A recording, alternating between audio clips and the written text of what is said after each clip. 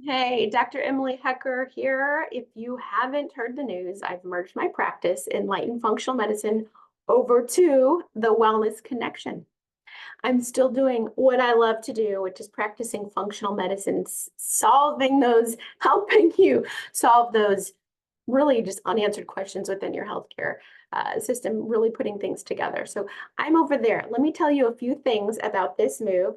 I'm still doing virtual appointments, but guess what? If you've always wanted to see me in person, or if you've seen me in person in the past, but you still want to continue to see me in person, I'm there.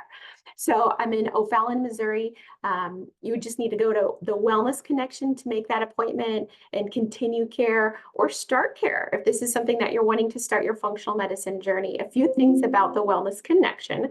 So I'm doing this, but I also have an assortment of amazing colleagues over there. So we have other functional medicine providers, which I'm blessed to be a part of, being part of a team, which is fantastic.